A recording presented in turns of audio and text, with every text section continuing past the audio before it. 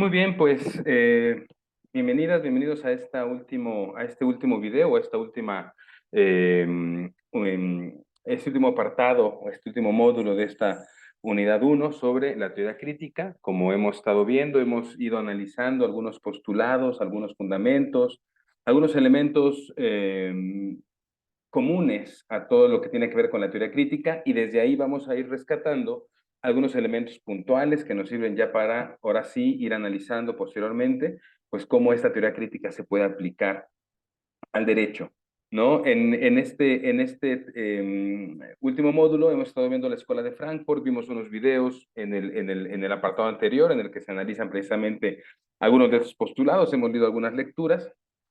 Y como ya habíamos dicho anteriormente, pues uno de los principales exponentes de esa teoría crítica pues es Max Horkheimer, ¿no? Max Horkheimer junto con Teodoro Adorno, junto con Marcuse, junto con Hannah Arendt, forman parte de esta primera generación o de esta primera fase que compuso la Escuela de Frankfurt y de esta primera, además esta primera etapa que dio a luz o que dio a conocer la teoría crítica, ¿no? Esa teoría crítica se fue enfocando a diferentes áreas del conocimiento, a la antropología, a la sociología, a la psicología, y por supuesto también tuvo su impacto en el derecho. Como hemos visto, también esta teoría crítica, o esta primera teoría crítica, tiene un origen alemán y por obvias razones, por el ascenso del nazismo, por la persecución que hizo a los judíos, ya que la inmensa mayoría de las y los exponentes de este pensamiento son judíos, pues tuvieron que salir corriendo de Alemania. Algunos se alojaron en París, otros se alojaron en Sudamérica, otros se alojaron en Estados Unidos, y es en Estados Unidos precisamente donde se sigue construyendo por el alojamiento que se le da a estas personas en diversas universidades, que se sigue construyendo esta teoría crítica. A manera de paréntesis, algo similar va a suceder con la teoría crítica jurídica de corte latinoamericano, que encuentra como un punto de alojamiento, un espacio de alojamiento, la Universidad Nacional Autónoma de México, la UNAM, ¿no? Es decir, esta teoría crítica o estos teóricos críticos que se van a Sudamérica derivan en estudios críticos de diferentes índoles o de diferentes ámbitos. Uno de ellos es el derecho, y durante las dictaduras de los 60s y 70s, varios de esas personas salen, emigran de Sudamérica y se alojan en diversos lugares. Y en el caso de México, Óscar Correas, que es quizá el principal exponente de la teoría crítica del derecho en Latinoamérica, se aloja precisamente en la UNAM. Ya llegaremos posteriormente a analizar el pensamiento de Óscar Correas. Regresemos hoy al tema de Max Horkheimer, ¿no? Esto que les comento es importante porque si se dan cuenta, cuando analizamos la teoría pura, como la teoría de Kant o la teoría de Descartes, generalmente no estamos relacionando el pensamiento de ellos con el contexto que están viviendo. Es decir, un poco el pensamiento, la teoría que se desarrolla es ajena hasta cierto punto al entorno social, ¿no? A la biografía de la persona. En la teoría crítica esto no es así. En la teoría crítica la biografía tiene un componente importante, tiene una relevancia eh, apuntalada o se subraya, ya que es precisamente esta biografía la que va transformando y la que va haciendo que el pensamiento se desarrolle. Esto no es ajeno al caso de Max Horkheimer, como seguramente ustedes ya analizaron. Horkheimer lo que está viendo es una sociedad en decadencia en Alemania, ¿no? Con la llegada del nazismo, con la llegada de Hitler al poder, se enardecen los sentimientos nacionales, se enardece este chauvinismo, ¿no? Derivado también de otro tema que no veremos en esta clase, pero derivado también de las sanciones que le ha puesto la Sociedad de Naciones a Alemania, ¿no? Llega esta especie de mesías, ¿no? Avalado por todo un discurso demagógico, en el que la gente empieza a dejar de cuestionar el discurso y ya más bien a proteger el discurso. Pero este discurso no se corresponde con la realidad.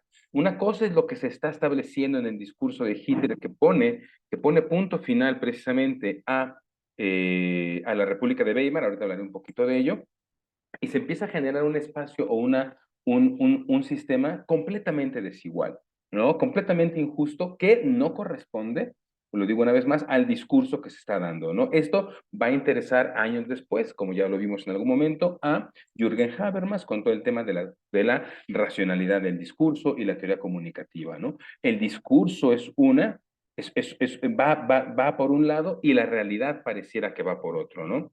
Y entonces es en este contexto, muy simplificado que le estoy dando, donde Horkheimer suelta una pregunta muy interesante, que además es de profundo interés para los estudiosos y estudiosas del derecho. ¿Cómo construir la justicia donde reina la injusticia? ¿No? Yo les decía en la clase de lunes que esta pregunta, evidentemente dialéctica, porque nos plantea eh, una tesis, ¿no? La injusticia frente a una antítesis, ¿no? La justicia. En este proceso dialéctico, ¿no? Nos podríamos hacer varias preguntas desde el derecho, tomando en consideración también, pues, cómo es la sociedad ahorita o cuáles son los problemas de la sociedad mexicana, ¿no? Por ejemplo, pues, estaremos pensando en cómo construir seguridad donde reina la inseguridad o cómo construir la paz donde reina la violencia, ¿no? Cómo construir la perspectiva de género donde reina la violencia contra la mujer, etcétera, etcétera. Es decir, este proceso dialéctico lo hacemos constantemente en el derecho, siempre que el derecho lo analizamos o lo vemos desde una perspectiva crítica.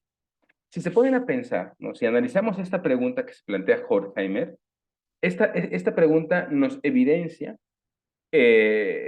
un trabajo ya hecho desde los tres postulados o desde los tres teóricos que vimos anteriormente, desde los tres precursores de la teoría crítica, ¿no? La primera sería la duda. Si yo tengo un discurso político que permanentemente me dice que vivimos en un mundo justo, lo primero que tengo que hacer es dudar, ¿no? Y es lo primero que hace Horkheimer. ¿Vivimos en una sociedad justa? El discurso que yo escucho todos los días por parte de este gran mesías llamado Adolfo Hitler es real, ¿no? Entonces empiezo a dudar. Digo, evidentemente esto lo podemos aplicar muy bien hoy, ¿no? Porque tenemos un líder político que todos los días nos da un discurso. Más allá de entrar a si ese discurso es real o no, podemos hacer este ejercicio. Todo lo que yo escucho en la mañanera, por ejemplo, ¿qué tendría que hacer? Ponerlo en duda. Ese es el camino del conocimiento, ¿vale? No es tanto el camino de la oposición política, en términos académicos no nos interesa tanto, sino entrar al terreno de la duda política, ¿no? Si Adolfo Hitler me dice que esto es lo que es justo, mi papel como académico, mi papel como agente de conocimiento o como buscador de conocimiento sería poner en duda. ¿Vivimos efectivamente en una sociedad justa? Pasa también por el proceso dialéctico, ¿no? Y entonces dice, bueno, a ver, si hay injusticia, ¿qué es la injusticia? La injusticia tiene que ver con desigualdad, tiene que ver con cuestiones que están arraigadas o construidas de manera estructural en una sociedad. Entonces, lo contrario que yo empiezo a ver, ¿no? En el ámbito del dialéctico de la injusticia, podría ser una justicia, pero esta justicia generalmente solo es procedimental, es decir, solamente tengo para atacar a la injusticia procedimientos de justicia ante tribunales, ante autoridades, etcétera, etcétera, pero esto forzosamente no nos da la solución, no lo podemos generar en una síntesis. ¿Cuál sería la síntesis? Pues la justicia fundacional. Es decir, establecer estructuras sociales efectivas que vayan transformando la injusticia en justicia. Y ese es el proceso dialéctico. Ya tendríamos dos elementos de los precursores. Y finalmente, pues para precisamente definir que estamos en un modelo injusto, ¿qué necesitamos? Necesitamos elementos. ¿Qué elementos demuestran que el sistema construido es un sistema injusto? Y esto nos permite establecer este punto de partida para generar transformaciones, ¿no? Para no detenernos, para no ser solamente descriptivos, sino también transformar la realidad. Si se dan cuenta cómo duda, evidencia y dialéctica forman parte de una misma maquinaria que permite, ¿no? Ir caminando de manera crítica. Caminar de una manera crítica no es simplemente apuntalar o señalar aquello que está mal, ¿no? Eso sería más bien como ser criticón, ¿no? O sea, la postura crítica evidentemente tiene que ver con señalar aquello que está mal, reconocer o proteger aquello que está bien y ubicar o generar aquellos elementos que hacen falta para poder seguir en este proceso dialéctico histórico ir caminando. Entonces, cuando hablamos de acercamiento crítico al derecho, no es simplemente decir que el derecho no funciona. Ese es un discurso que no tiene ningún sentido. El derecho es muy funcional. El derecho tiene elementos muy valiosos, pero tenemos que ver qué es aquello del derecho que no está funcionando, cuáles son aquellas herramientas jurídicas que podemos generar, que podemos construir, que podemos idear a partir de otras disciplinas para que el derecho sea funcional hacia o frente a las necesidades sociales. Bueno, como yo les decía, no podemos entender a Horkheimer sin verlo en su contexto biográfico. La teoría crítica no es un componente simplemente epistemológico o simplemente filosófico, es en principio un componente profundamente biográfico, ¿no? Horkheimer haciendo, o si se hace, o como se ha hecho en los estudios, un análisis biográfico del pensamiento de Horkheimer, pues encontramos que ha habido, ¿no?, al menos 4 momentos distintos o 4 momentos especiales o principales en su trayectoria de pensamiento. Por supuesto, una primera es en dónde nace Horkheimer, en dónde empieza él a tener acceso a ese conocimiento. Alemania estaba pasando por un proceso de transformación política a partir de un modelo republicano que generó incluso una nueva constitución muy famosa, que seguramente verán en sus clases de Derecho Comparado o de Derecho Constitucional, que es la Constitución de Weimar. Una constitución de corte liberal, de corte social, de corte igualitario, ¿no?, que tenía esta base democrática liberal que pretendía transformar los problemas derivados de monarquías y de modelos autoritarios a modelos pues mucho más congruentes con igualdades tanto formales como sustantivas y estructurales. Es en ese punto donde Horkheimer empieza a desarrollar un pensamiento evidentemente liberal y democrático, ¿no? Veremos que al final regresa a ese modelo democrático después de toda su experiencia biográfica. Eh, esta posición inicial de Horkheimer es evidentemente una posición que surge desde un pensamiento, desde mi punto de vista, más de teoría pura y no de teoría crítica. Sin embargo, su condición de judío, su condición de académico y su condición crítica son fuertemente criticadas, fuertemente perseguidas durante este ascenso del nazismo. Y es precisamente aquí donde inicia el pensamiento crítico, ¿no? Es relevante ver cómo el elemento aparentemente externo, que sería la persecución a personas con las características de Horkheimer, tiene una repercusión profundamente interna. Y esto es lo que hace, como veremos más adelante, que Horkheimer no diferencie o no separe el sujeto, lo interno, del objeto, lo externo. Si dice lo externo y lo interno están completamente compenetrados, y la mejor muestra de eso es mi propia existencia, ¿no? Mi pensamiento, mi forma de entender el mundo, mi forma de teorizar, han estado relacionadas completamente con aquello que pareciera externo, pero que tiene un impacto interno, ¿no? Entonces, este ascenso del nazismo y esta persecución a judíos, entre otras clases sociales, no solamente se perseguía a judíos, es precisamente donde Horkheimer empieza a tener esta posición crítica frente al ejercicio del poder. La teoría crítica, sea teoría crítica del derecho, sea teoría crítica de la psicología o de cualquier área de las ciencias sociales, siempre tendrá una postura crítica frente al ejercicio del poder. ¿Vale? Horkheimer se exilia, ¿no? Huye de Alemania, se exilia primero en París, ¿no? Pero como ustedes saben, Francia cae bajo manos alemanas, luego se exilia en Londres, Londres es profundamente golpeada por los alemanes y finalmente se va a Nueva York, a los Estados Unidos, donde se fue gran parte de la comunidad judía, ¿no? Y que muchos de ellos, como ustedes, regresan. Horkheimer sí regresa, pero estando ahí en Nueva York, en la Universidad de Columbia, genera o construye precisamente las bases ya más epistemológicas de la teoría crítica, diferenciando la teoría crítica de lo que él llama la teoría tradicional, por un lado.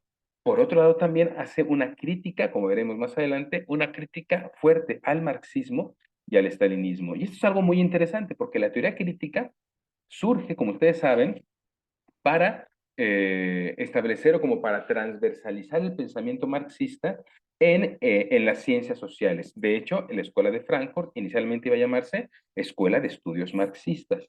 Pero algo que ve Horkheimer muy bien es que empieza a darse cuenta que el marxismo no se aplica, que tiene puntos muy débiles, ¿no? Que tiene que tiene bastantes talones de Aquiles, y que por lo tanto no se está aplicando o no está sucediendo aquello que Marx había predicho, ¿no? Esas predicciones de Marx no están sucediendo en la vida real.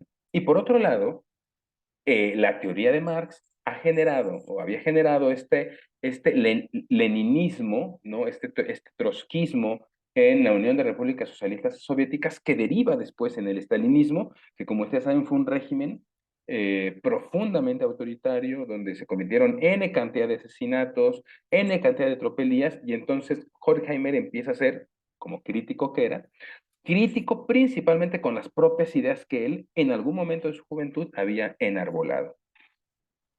Luego entonces, esto es importante, cuando alguien dice, no, es que tú estás estudiando teoría crítica y luego te dicen, ah, entonces eres marxista, ¿qué es lo que está pasando? Que no han entendido la historia del pensamiento crítico, no han entendido la historia de la teoría crítica. La teoría crítica incluso se construye como una crítica, valga la redundancia, al marxismo. Bueno, finalmente, a finales de la década de los 40, regresa a Alemania, ya una vez que la situación ha cambiado en Alemania, y ahí entonces regresa a su pensamiento democrático, pero ya más desde una perspectiva a futuro, y entonces establece que la democracia debe ser la base para construir sociedades solidarias. Es decir, hace un círculo bastante interesante desde su inicio liberal, pasando por un periodo de construcción crítica para establecer como gran objetivo de las ciencias sociales la construcción de la solidaridad.